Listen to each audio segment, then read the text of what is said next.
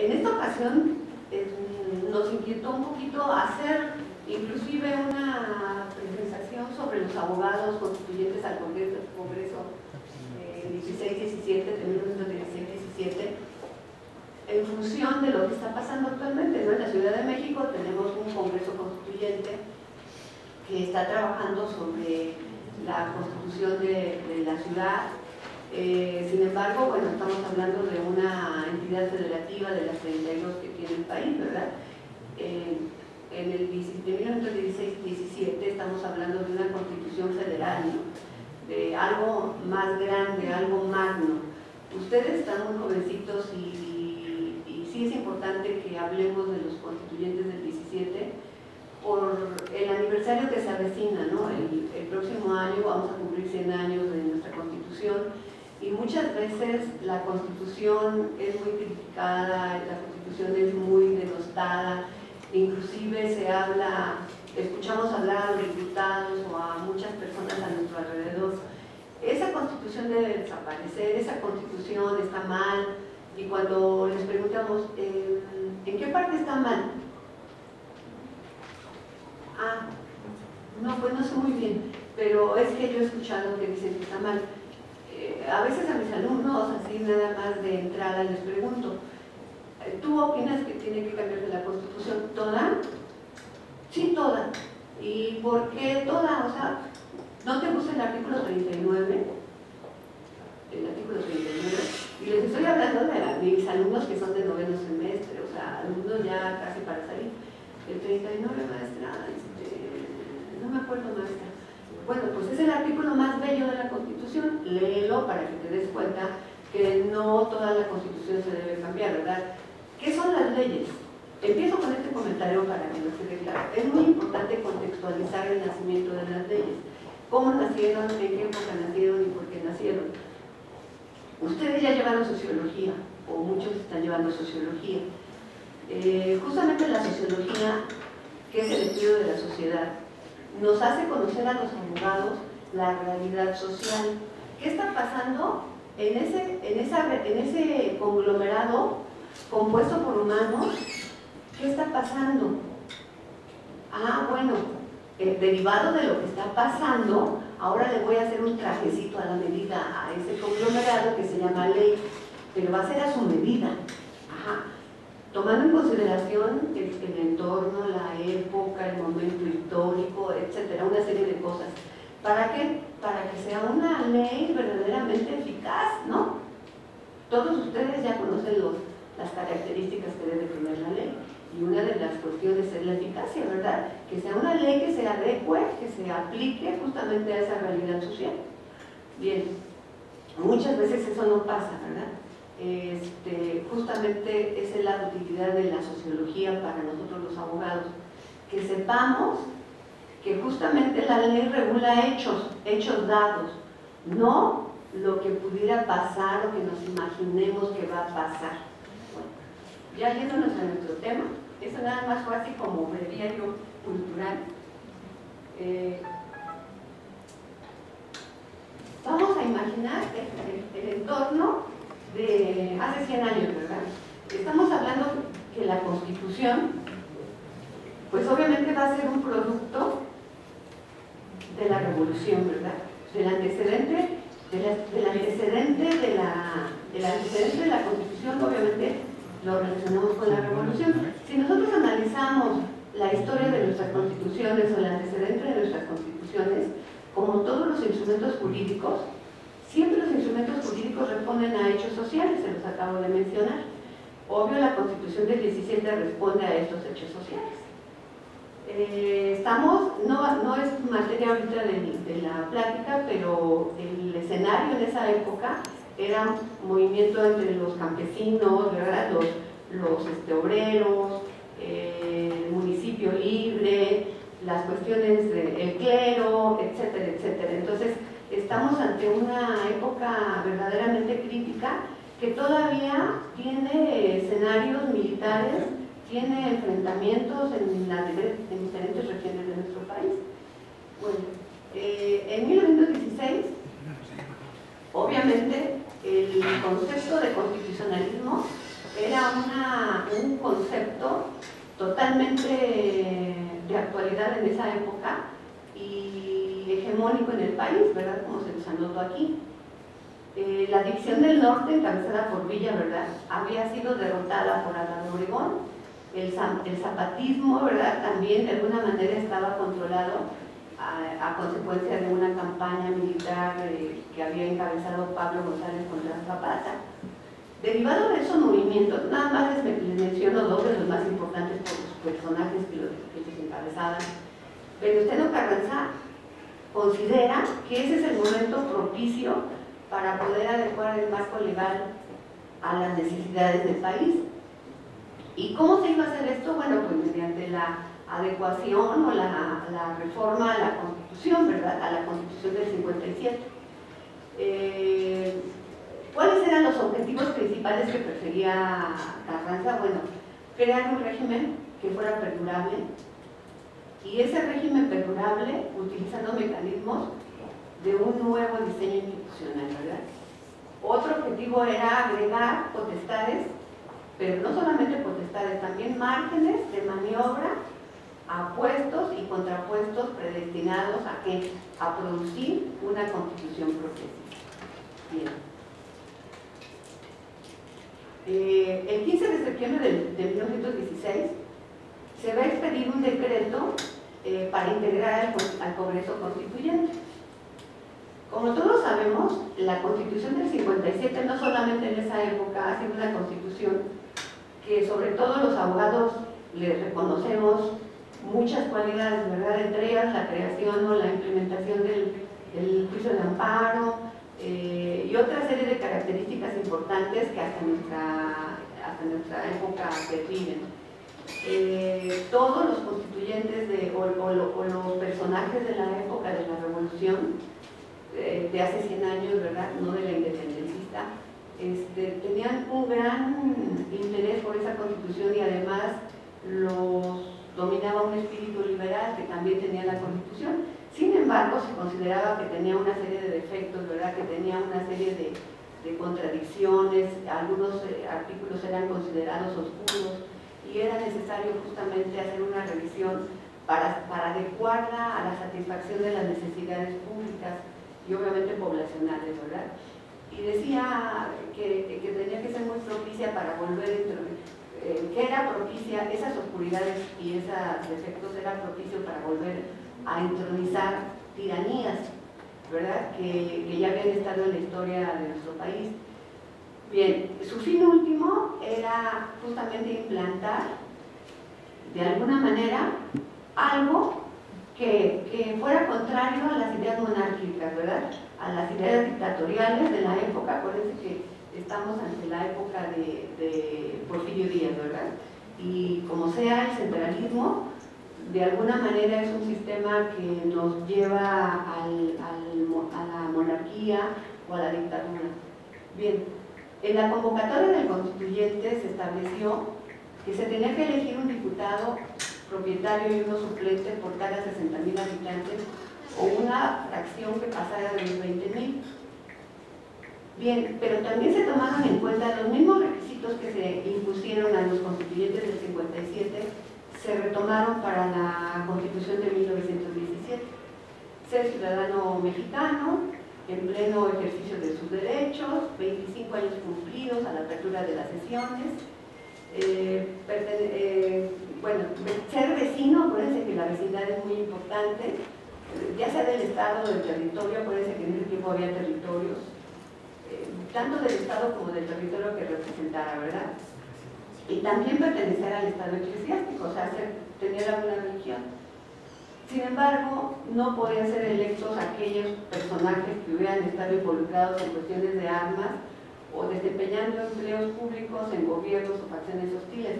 Sin embargo, bueno, vamos a ver que los constituyentes del 17, muchos de ellos sí estuvieron en movimientos armados, entonces no podían ser así como tan drásticos, ¿verdad?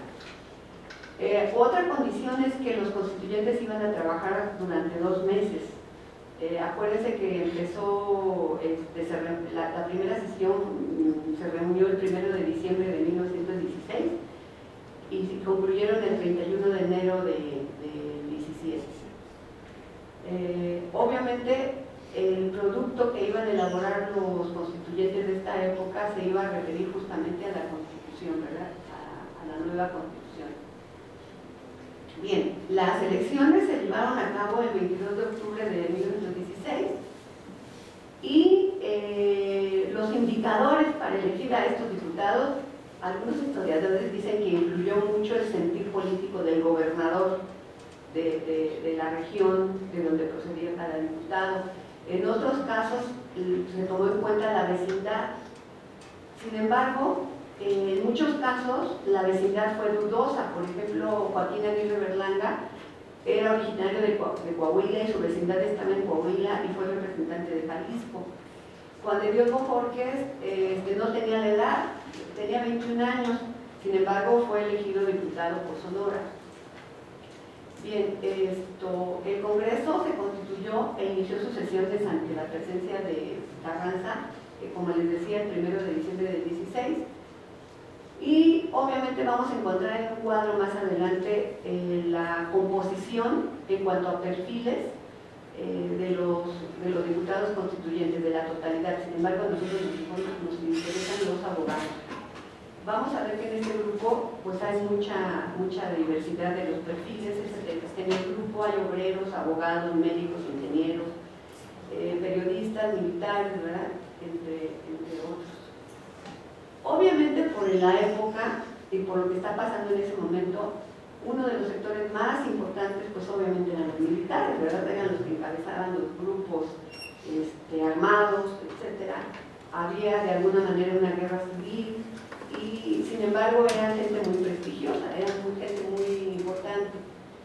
Tenemos nada más como ejemplo a Pesqueira, Ignacio Luis Pesqueira, que era gobernador de Sonora y tenía como mérito haber rechazado el régimen de Huerta.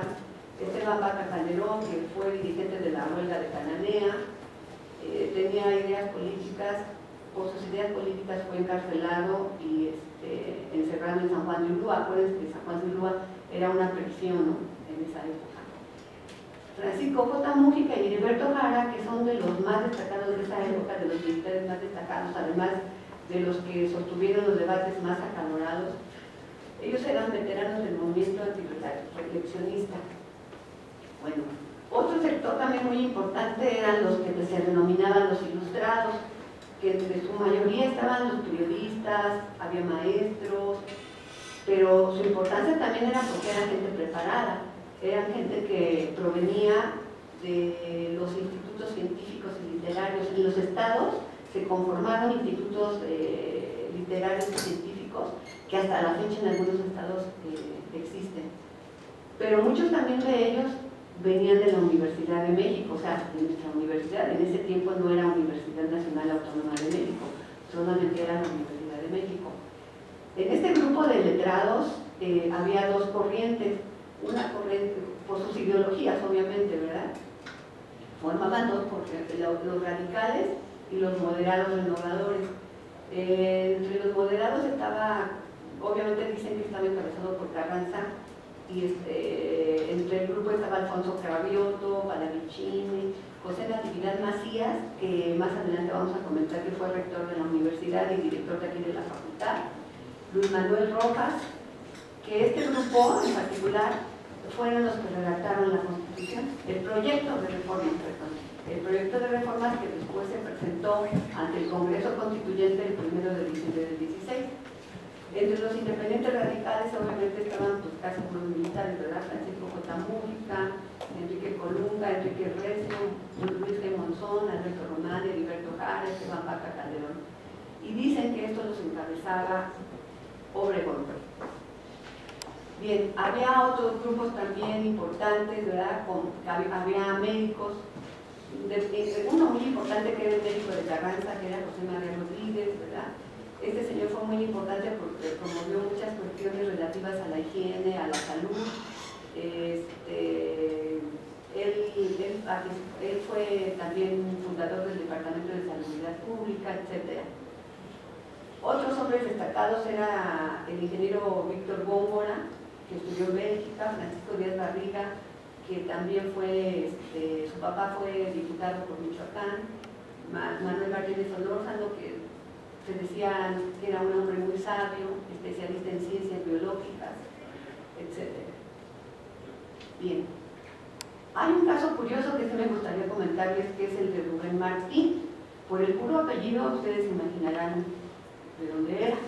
Era cubano. Tenía muy poco tiempo de haber llegado a México y él decía que se sentía, que amaba a México como su patria, ¿verdad? Él fue diputado porque fue apoyado por el médico de Carranza. Sin embargo, hubo diputados mexicanos que lo descalificaron, ¿verdad? Y decían que cuando se nace en Cuba y se apellida Martín, no se va a mendigar patria a otra parte. Sin embargo, los diputados, ¿no? Bien, los diputados, entre el grupo que más se destacó por sus argumentos bien fundamentados, pues obviamente vamos a ver que son los abogados, ¿verdad? Aun cuando todos los constituyentes habían sido personas, sobre todo los letrados, los abogados, los militares no eran militares de carrera, eran militares revolucionarios. Sin embargo, había un grupo muy importante de gente que se había preparado mucho, ¿verdad? Y que había tenido lecturas muy importantes de la época, que les daba obviamente una ideología muy importante. Bien, hay algo que pasó en el Congreso del 16-17 que dicen que la mayoría radical que dirigía Francisco J. Mújica, que se impuso a la minoría moderada que estaba respaldando Carranza, que eran los abogados, ¿verdad? Y que tuvieron que adoptar una constitución social, aún no estando de acuerdo. Sin embargo, esto es falso. Sabemos que el Congreso tenía que introducir algunas modificaciones en la Carta Magna del 57. Otra de las intenciones era que se trataba de terminar la lucha armada para regresar al orden legal. Como ya dijimos, la convocatoria se hizo en septiembre para entrar en funciones el 1 de diciembre y terminar el 31 de enero del 17. Obviamente hubo cuestiones muy opuestas, ¿no? Pero sí, la intención de esta plática es destacar la actuación de los abogados. Obviamente la formación de los abogados pues es como la que estamos teniendo nosotros, ¿verdad? Ustedes, que tuvimos nosotros en nuestra oportunidad. Fueron un número muy numeroso. El total de los constituyentes fueron 218. De los 218, 61 fueron abogados. Obviamente fue un grupo importante, ¿verdad? Era el 20 y tantos %. Fueron muy influyentes, muy participativos, obviamente tenían formación importante en materia jurídica y una formación también más desarrollada en materia argumentativa, lo que ahora se está tratando de hacer con ustedes, ¿verdad? Con la nueva corriente jurídica. De esta forma, sus opiniones, sus intervenciones fueron muy determinantes para poder establecer el tipo de constitución que se conformó en esa época. Hay que señalar que monopolizaban los debates en función, obviamente, del respaldo del conocimiento jurídico que ellos tenían, ¿verdad? Vamos a ver que el total de los constituyentes era de diversas profesiones. Sin embargo, el mayor número estaba entre militares y abogados. Los abogados, les repito, eran 61 y los militares 53. Entonces estamos hablando pues prácticamente de la mitad, ¿verdad?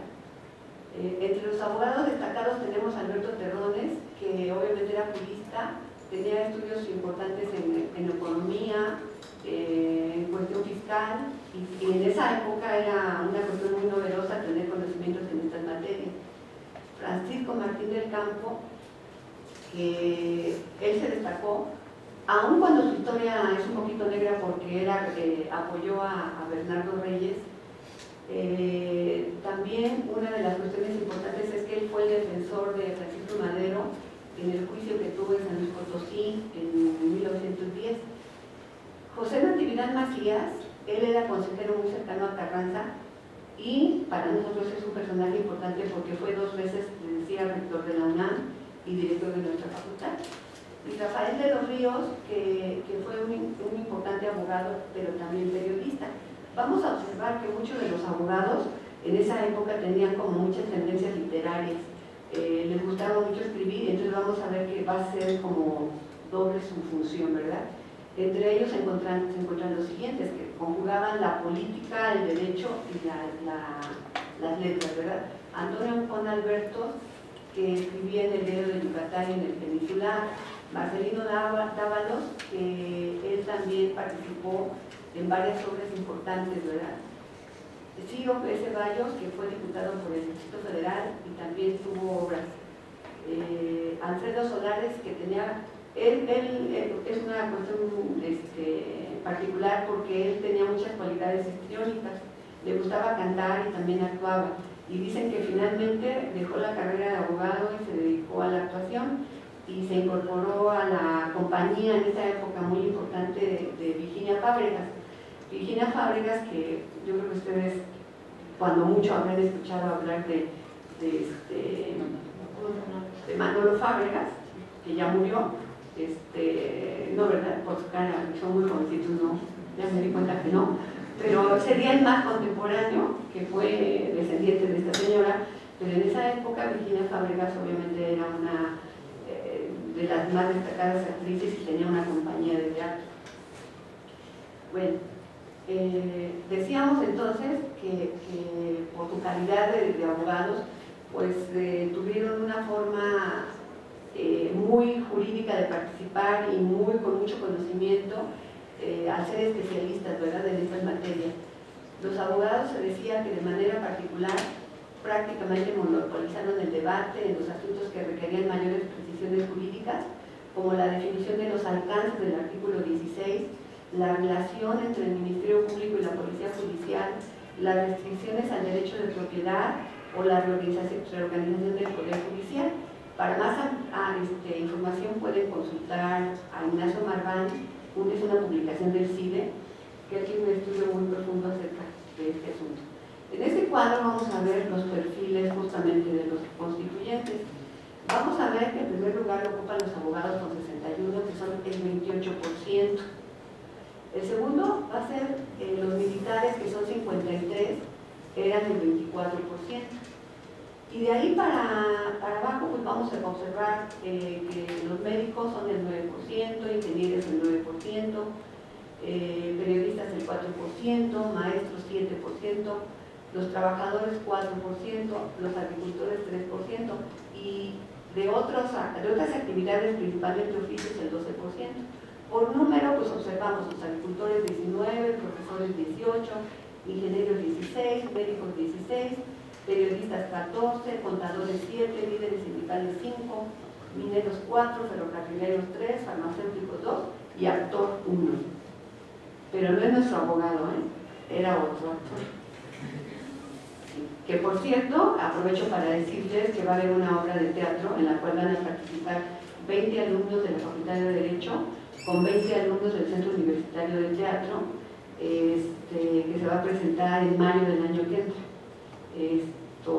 Si alguno de ustedes está interesado, me dice para que hagamos un casting y ahorita lo seleccionamos. No, de verdad,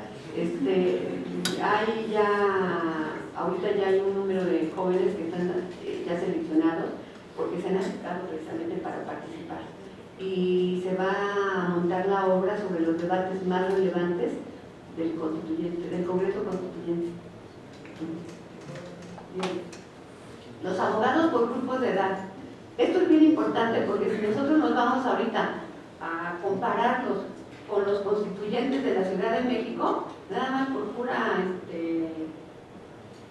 como decía mi abuelita, por puro morbo, ¿verdad? El 20 y tantos % de los abogados, de los constituyentes del 17 de la Ciudad de México, el 20 y tantos % está en un rango de 70 a 92 años.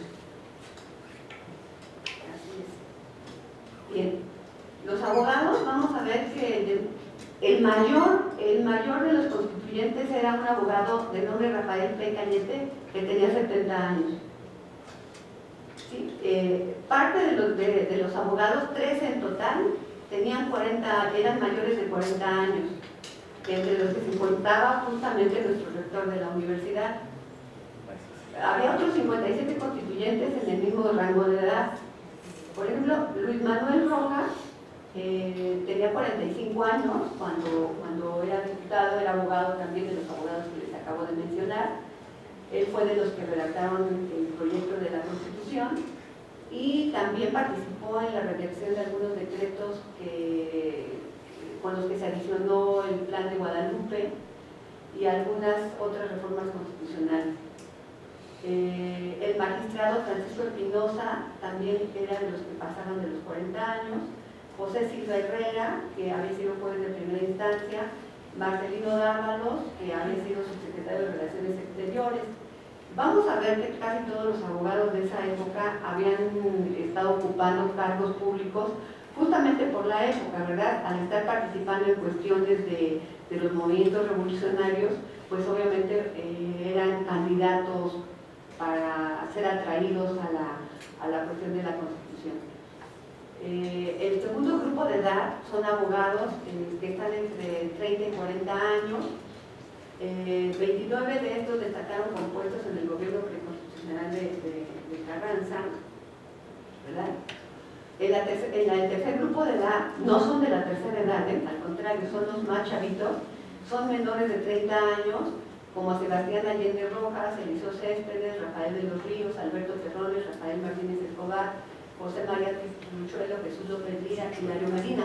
Se dice que de este grupo de abogados jovencitos, muchos estaban estudiando, no habían terminado la carrera. Eso es bien importante, pero quiere decir que ya eran jóvenes que tenían conciencia justamente del momento social por el que estaba pasando el país, ¿verdad? Y había un interés verdadero importante. José Natividad Macías lo destaco justamente porque él fue el rector de nuestra universidad 2 veces, en 1910 y después de 1917. Él fue diputado constituyente. Y hay una cosa muy importante que él abordó, que la segunda vez que fue rector de nuestra universidad revisó el presupuesto de la institución, o sea de la UNAM, y concluyó que la enseñanza superior en las facultades y escuelas fuera de paga, a razón de 5 pesos mensuales por alumno. Fíjense, pagaban más que ustedes, ¿no? Porque creo que todavía vale 20 centavos o algo así, ¿no? Era a razón de 20 pesos. Él presupuestó que ese era el costo de la enseñanza en esa época. O sea, vean cómo desde entonces ya la cuestión presupuestal de la universidad ya se empezaba a vislumbrar, ¿verdad? Y él, como les decía, va a ser director también de nuestra facultad. Bueno, y finalmente, como lo establecía la convocatoria, iban a trabajar 2 meses y el producto obviamente iba a hacer una constitución que reformara la constitución del 57. Sin embargo, hubo un plus muy importante en esta constitución, porque se abordaron cuestiones bien importantes como fueron la educación, ¿verdad? El artículo 3º constitucional, el artículo 123, que en ese tiempo no era 123, las cuestiones laborales, pero también lo podemos relacionar con los antecedentes, como les decía, con la realidad social, ¿verdad? Lo antecede una lucha de obreros, una lucha de campesinos. Entonces vamos a ver que la cuestión agraria también está abordada en la Constitución del 17, el aspecto laboral, el aspecto de la educación, ¿verdad? Sobre todo la laicidad de la educación, que de alguna manera pues ubica al clero en otra situación, ¿no? Porque hasta esa época todavía la educación no era laica. Y a partir de esta constitución, bueno, pues ya la educación toma otra orientación, ¿verdad? Y algo que quería mostrarles, les decía, que comparado con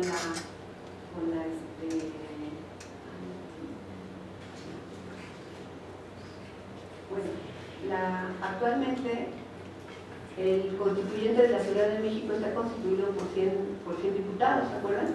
Que fueron elegidos 6 por el Ejecutivo, 6 por el jefe de gobierno. Sin embargo, la mayoría son de elección directa, pero los perfiles, bueno, pues no son los más adecuados, ¿verdad? De alguna manera, yo no trato de decir que solamente los abogados podamos ser candidatos a elaborar una constitución.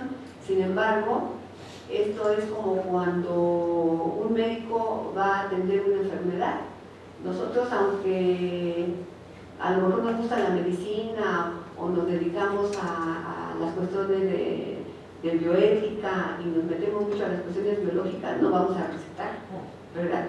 Entonces, lo que yo comento es que es muy importante el antecedente que hay en este Congreso del 17 en función de que los abogados finalmente pues conocemos la técnica jurídica, la técnica parlamentaria y finalmente también debemos ser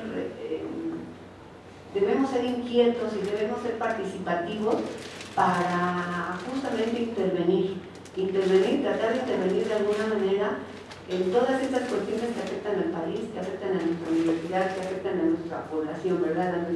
A nuestro entorno.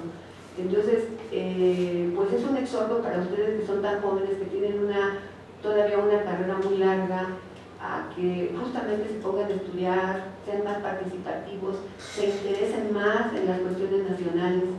Esta oportunidad que estamos teniendo en este momento de ver cómo una ciudad, un distrito federal se convierte en una entidad más de la República y que estamos viendo el nacimiento de una constitución, aunque sea de una sola entidad, nos puede dar oportunidad a ser analíticos, a ser críticos, a ser participativos.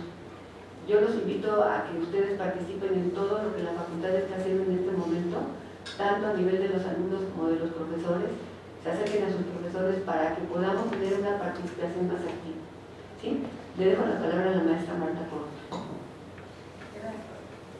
Bueno, yo voy a cerrar esta disertación tan brillante de la doctora, únicamente comentándoles acerca de los militares constituyentes.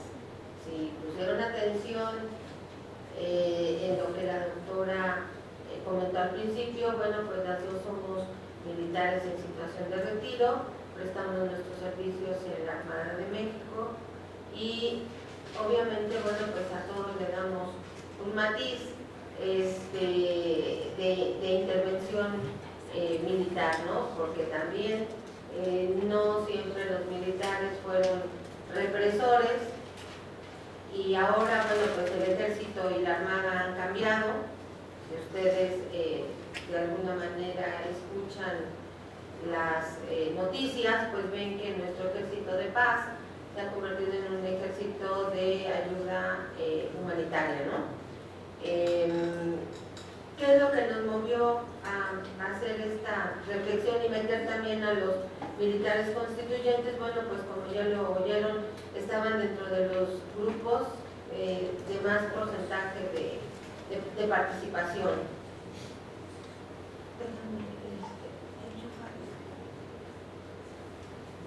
Dentro del constituyente, obviamente la finalidad era, bueno, pues evitar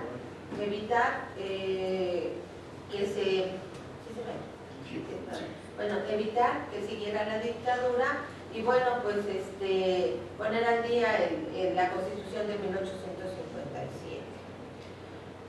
Yo espero que todos estemos hablando en el mismo idioma. En el mismo idioma, es decir, que en este momento estén ustedes trayendo a su memoria cuestiones de historia, ¿verdad?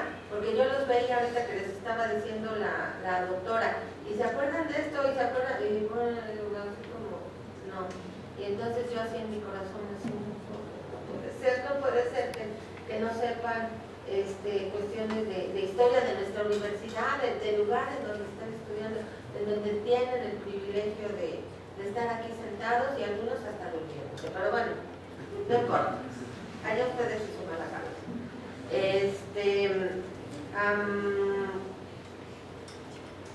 Ya lo comentó la doctora, si quieres te la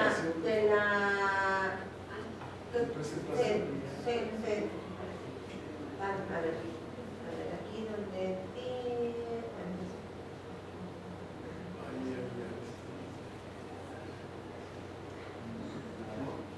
ahí está.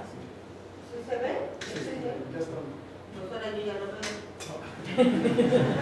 A ver, espérense, no hay nada que no se pueda repetir. Dice, duplica. No me dejan aclarar. Claro. Ahí, ella incluye entre los... Yo les dije que había diputado. La maestra Marta habla de 62. Por el actor, acuérdense que hay autores que dicen que el actor no estaba incluido y otros que sí estaban incluidos los abogados. Ya. Bueno, a ver, vamos a poner. Presentación desde la directiva positiva. ¿Así estamos mejor? Sí. ¿Sí? Bueno, entonces, bueno, ya vimos que era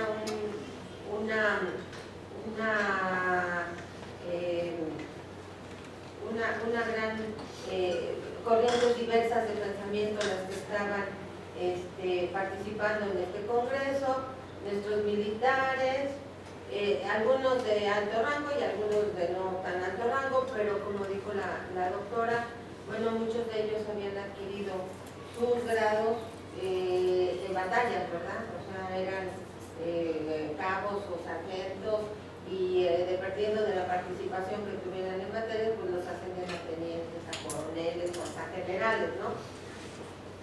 Dentro de este grupo de militares que participaron en el Congreso, había obviamente de dos tendencias, ¿no? Había moderados y había los llamados jacobinos, pero todos coincidían en que no debía de haber eran antirreeleccionistas, ¿no?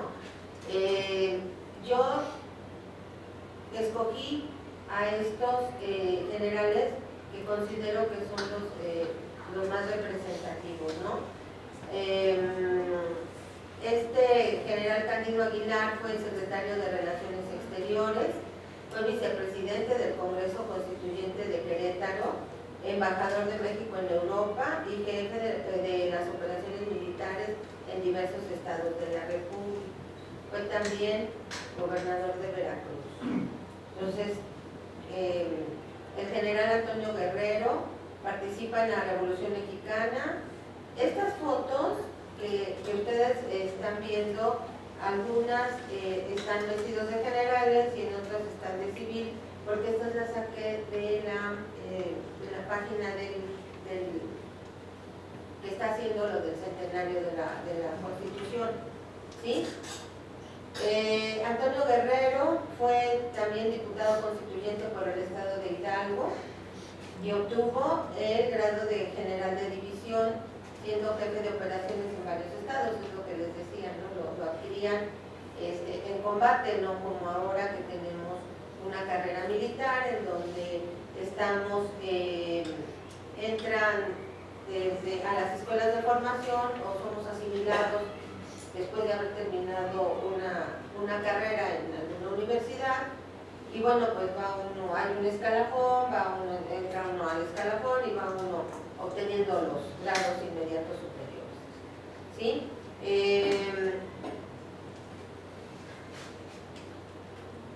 No le puse nombre, se llama Donato Bravo, ¿verdad? Perdón. Fue diputado constituyente, fue gobernador sustituto de Puebla, fue jefe del departamento de la Secretaría de la Defensa Nacional, fue subinspector general del Ejército, comandante del campo militar número 1 y comandante de la primera división de infantería y en diversas zonas militares. Fue condecorado en 2 ocasiones por distintas causas y publicó la obra titulada Lealtad Militar, para que vean cómo esto se enlaza con lo que les dijo la doctora.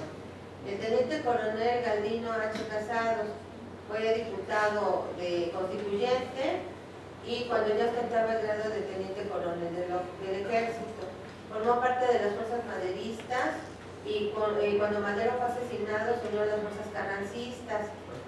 ¿Se acuerdan de la decena trágica, no? Que fue cuando pasó todo esto. Bueno, el general Heriberto Jara. El general Heriberto Jara fue el primer secretario de Marina, por eso lo pusimos aquí. Acuérdense que hasta antes de 1941, 40, la denominación era Secretaría de Guerra y Marina. Y ya después, bueno, viene la separación y él es el primer secretario de Marina y también diputado constituyente de 1917.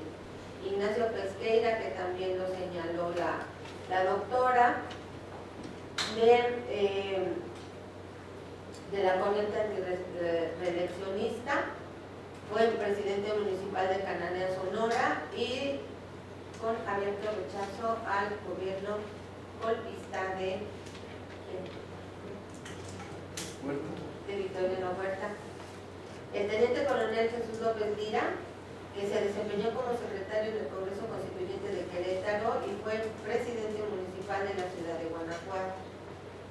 El general Francisco J. Mujica, que fue uno de los hombres más importantes dentro de nuestra historia, y él tiene su nombre, está grabado su nombre en letras de oro en el Salón de Sesiones de la Cámara de Diputados, por todas las aportaciones que hizo dentro de su carrera militar y también como constituyente. Este no tiene foto, no la encontré, pero fue revolucionario con el general Joaquín Amaro, que también, si quieren saber un poco más de la historia del ejército, bueno, pues en la página de la Sedena, ahí pueden buscar, ¿no? Fue electo diputado constituyente por el Distrito de Europa en Michoacán, formó parte del grupo socialista llamado Radical Jacobino y participó de manera destacada en la redacción de los artículos 3, 27, 123 y 130. Juan Aguirre Escobar también fue diputado constitucionalista, representó el 8º distrito del estado de Zacatecas, donde figuró prominentemente en discusiones sobre materia militar y laboral, artículo 123. Ya como vayan ustedes cursando algunas asignaturas, bueno, pues ya verán las particularidades de cada artículo, y por ejemplo el artículo 13 de la subsistencia del foro de guerra, que es muy cuestionado en cada debate, y las cuestiones laborales particulares de los militares. El general Juan Barragán Rodríguez, antirreeleccionista, diputado constituyente, gobernador de San Luis Potosí, fue jefe del Estado Mayor de Venustiano Carranza y el miembro fundador del Partido Auténtico de la Revolución Democrática. El general José María Rodríguez y Rodríguez fue médico y militar también de la corriente antirreeleccionista y fue diputado constituyente. Porfirio del Castillo, de la corriente antirreeleccionista, fundó en Puebla el Club Regeneración, secretario general del Gobierno Preconstitucional de Tlaxcala y gobernador sustituto interino de ese mismo estado. Comandó y organizó el 2º regimiento de la Brigada Leales de Tlaxcala. Y estos militares representaron en esa sociedad mexicana de principios del siglo XX todas las corrientes de pensamiento, se dieron a la tarea de estudiar y votar la ley nacional que habría de regir a la nación mexicana bajo los preceptos dictados por la Revolución. Ese fue el espíritu primigenio de esa Constitución, ¿verdad? Y ahora, como dice la doctora acertadamente, bueno, pues otras corrientes de pensamiento piensan que se deben de tener una Constitución nueva, pero habría que estudiar la particularidad de cada artículo y por profesionistas o profesionales que realmente tengan esa argumentación y ese perfil para poder hacer una buena propuesta. Todo esto que acaban de ver, la fuente es Romero Flores Jesús, Historia del Constituyente, SEP, Jurídicas y el Instituto Nacional de Estudios de la Revolución Mexicana. Gracias.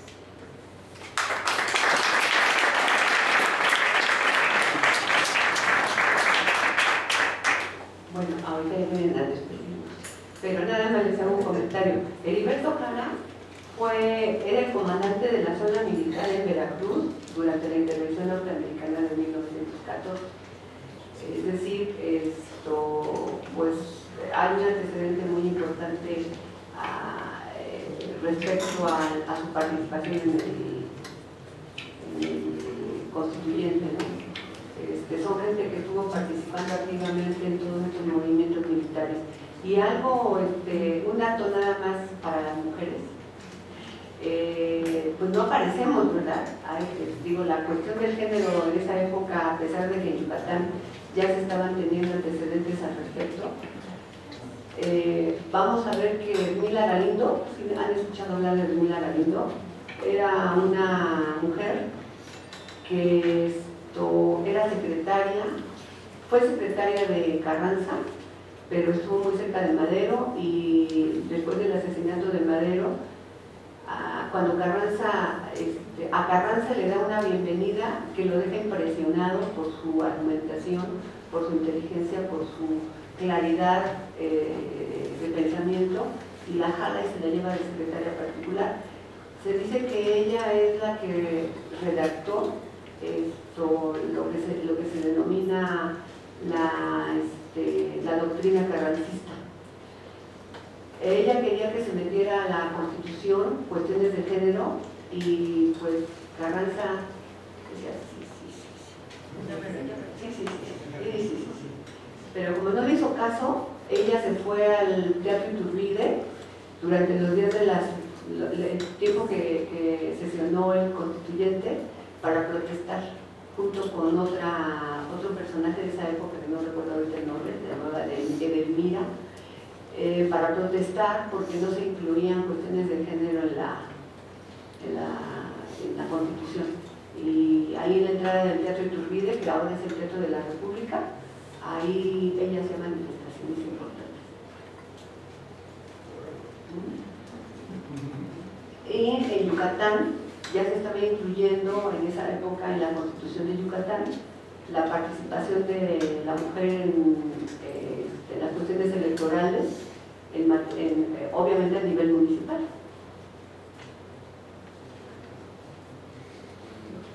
Los yucatecos, Gaby.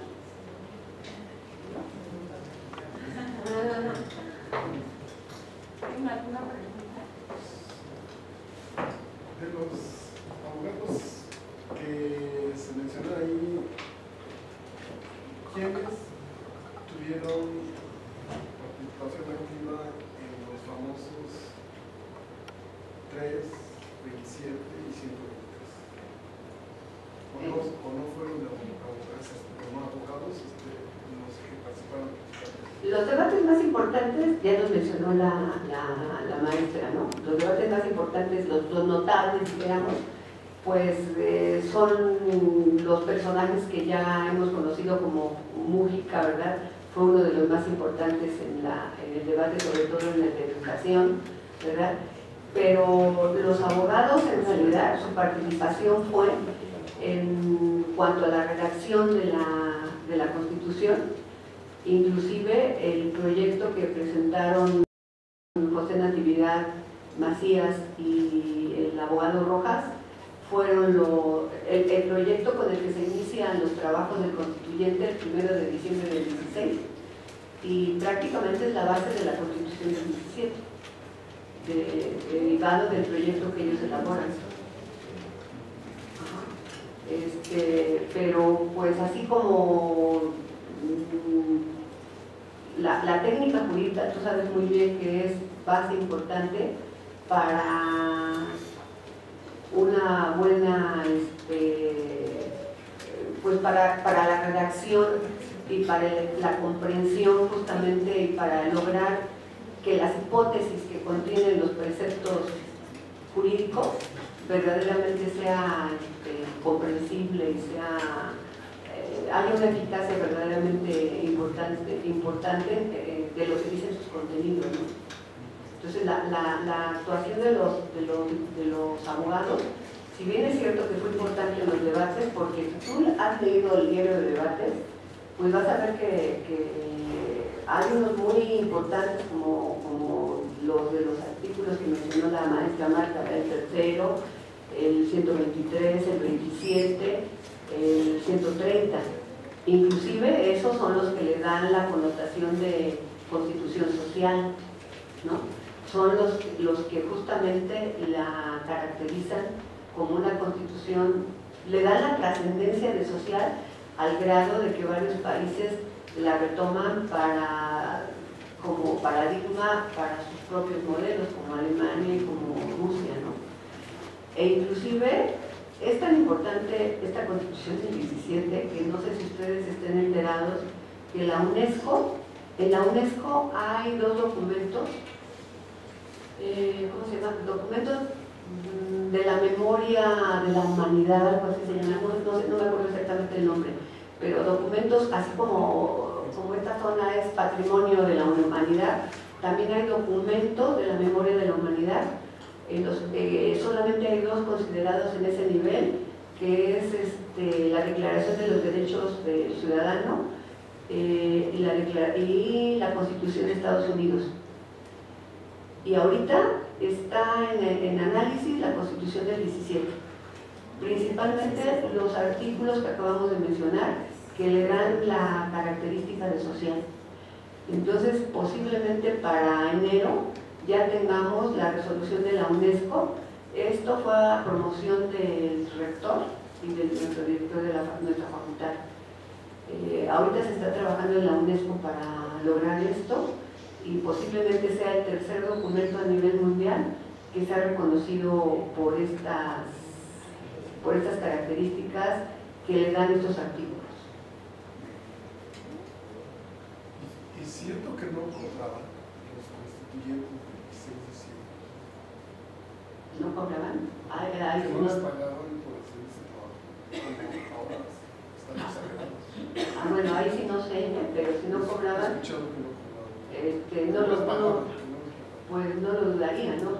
Creo que en otras épocas de la historia de nuestro país, si nos remontamos inclusive a la independencia, acuérdate que cuando se conforma el Estado mexicano, dijéramos, la administración pública federal incipiente en 1824, el Estado está quebrado y no se le paga a los empleados, ¿no? Inclusive hay por ahí dos documentos, si van a consultar la historia militar, hay dos documentos donde los militares renuncian a su sueldo para ayudar al gobierno.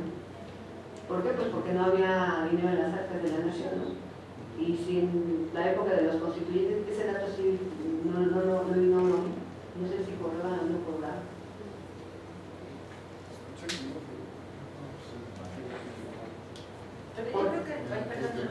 Yo creo que lo trascendente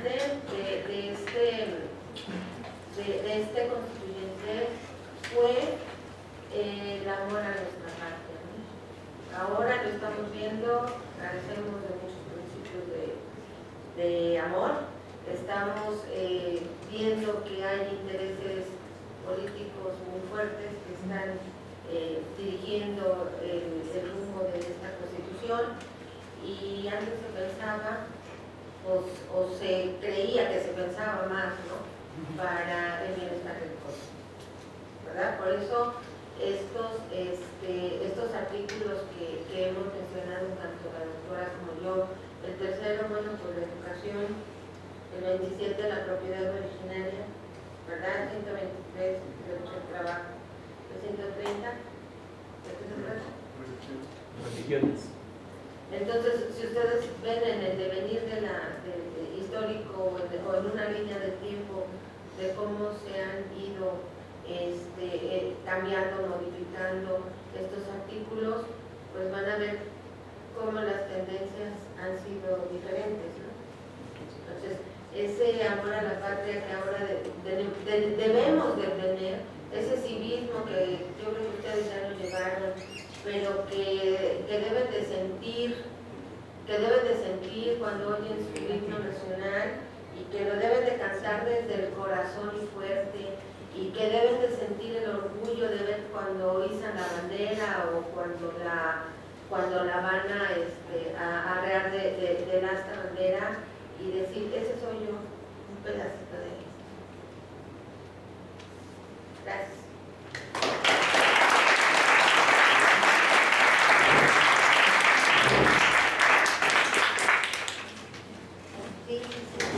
Muchas gracias por su atención.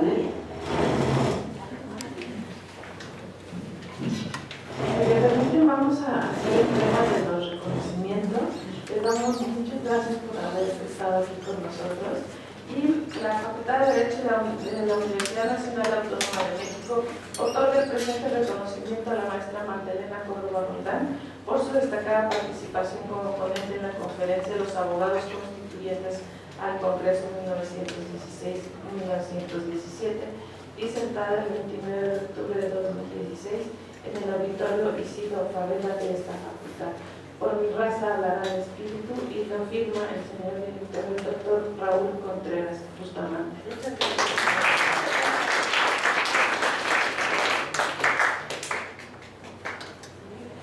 La Facultad de Derecho de la Universidad Nacional Autónoma de México otorga el presente reconocimiento a la doctora Alma Sánchez Hernández por su destacada participación como ponente en la Conferencia de los Abogados Constituyentes al Congreso 1916-1917, disertada el 29 de octubre del 2016 en el auditorio Isidro Fabela de la Facultad de Derecho.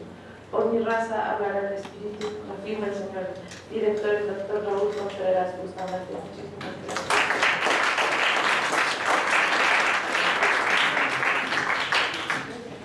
Muchas gracias a ustedes por